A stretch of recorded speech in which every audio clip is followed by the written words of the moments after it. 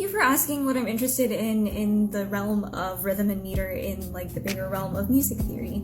I realized that I've been focusing on harmony specifically for such a long time because I feel like that's what people want to hear, and I do get the most questions about harmony because that's what most people tend to think music theory is just how does harmony work? But there's so many more things to music than just harmony, especially in terms of like conveying emotion. People think that emotion is just from the harmony, which, as I've shown in a few videos, that's not true at all. Yeah, so if you've followed me for a while, then you know that I'm a researcher. I'm going to start my PhD in the fall, which is super exciting, at Northwestern again.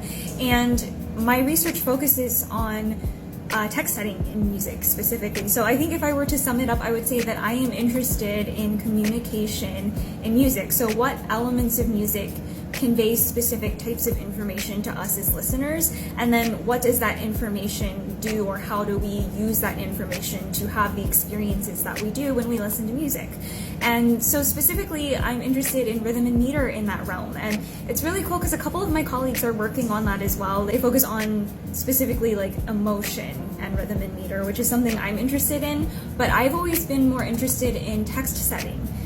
Because I actually have a degree in English as well, and my focus was on 16th century English poetry, and so I love poetry and the concept of ambiguity in poetry, where one word or one phrase can mean many different things, and that's what makes poetry so cool, is that it can mean so much because poets use words and phrases that mean multiple things so that they can convey like different levels of stories or different layers of stories in their poems. And being a choir gal, I performed a lot of music that had words in it that were poems from the 16th century and even modern poetry and everything, and I always loved analyzing them. Like, what did the composer do to set like this line? Like, what cool thing did they do? And then I realized that like different composers set the same text, so it's always been fascinating to me to look at the same text set in different ways. Like, what did they do differently and why?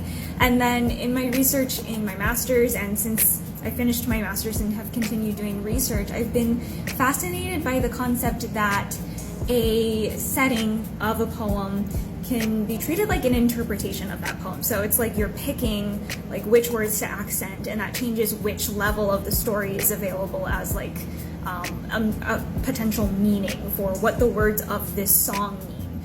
And rhythm and meter plays a huge role in that, as well as things like intonational contours, or melodic contours, pardon me, mixing the linguistic notions up. It's really where my research is going, and I think I'm going to try and talk about that a little bit more on here, because, and I haven't because of severe imposter syndrome, because I feel like, oh, I can talk about like core theory stuff all day long because it's just really easy to be like, yeah, this is this, this is this, but when you're dealing with a theory that you're currently developing, it's really intimidating to talk about it. I'm gonna try and talk more about it and get over my little imposter syndrome, because largely y'all are nice. There are some really mean people out there, but I think I'm learning how to deal with the mean comments as well. But yeah, overall, my research interests in rhythm and meter in music is really in communication, in text setting in music. So thanks for asking.